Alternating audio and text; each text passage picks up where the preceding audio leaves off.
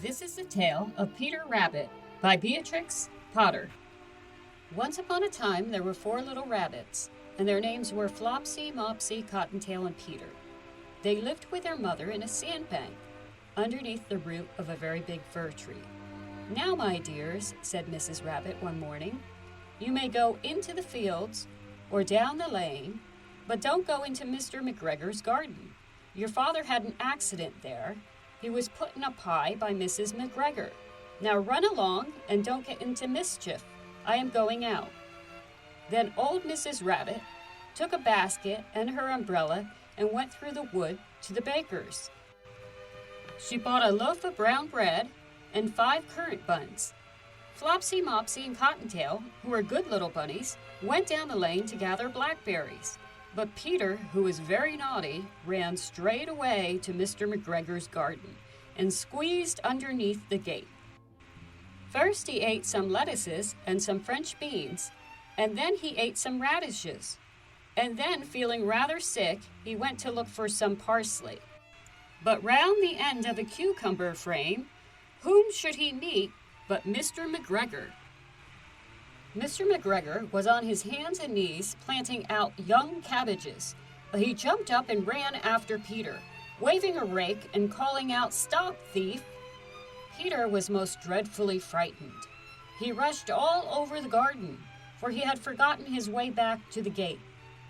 He lost one of his shoes among the cabbages and the other shoe amongst the potatoes. After losing them, he ran on 4 legs and went faster, so that I think he might have got away altogether if he had not unfortunately run into a gooseberry net and got caught up by the large buttons on his jacket. It was a blue jacket with brass buttons, quite new.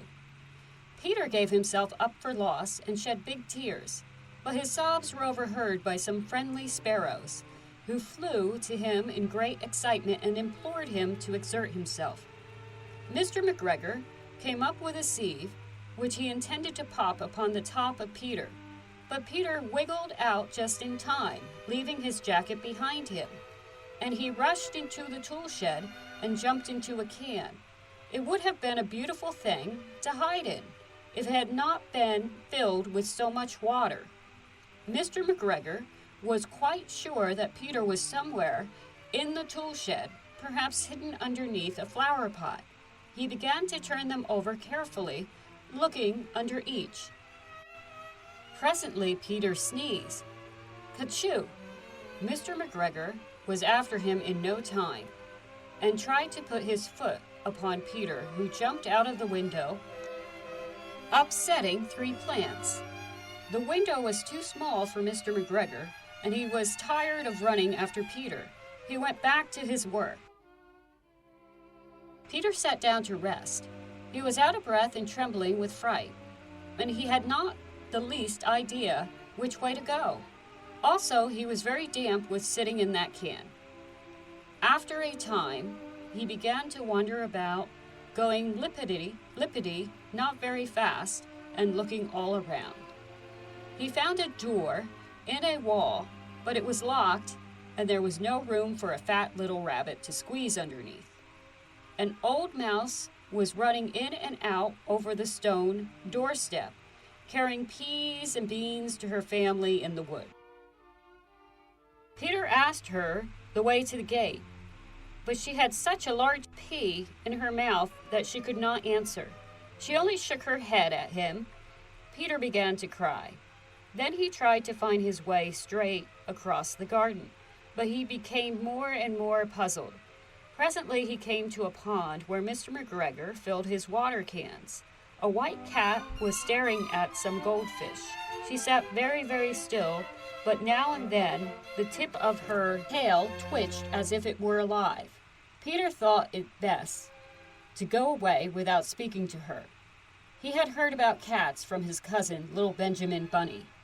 He went back towards the tool shed, but suddenly, quite close to him, he heard the noise of a hoe, scratch, scratch, scratch, squitch. Peter scuttered underneath the bushes, but presently, as nothing happened, he came out and climbed upon a wheelbarrow and peeped over. The first thing he saw was Mr. McGregor hoeing onions. His back was turned towards Peter, and beyond him was the gate. Peter got down very quietly off the wheelbarrow and started running as fast as he could go, along a straight walk behind some black currant bushes. Mr. McGregor caught sight of him at the corner, but Peter did not care. He slipped underneath the gate and was safe at last in the wood outside the garden.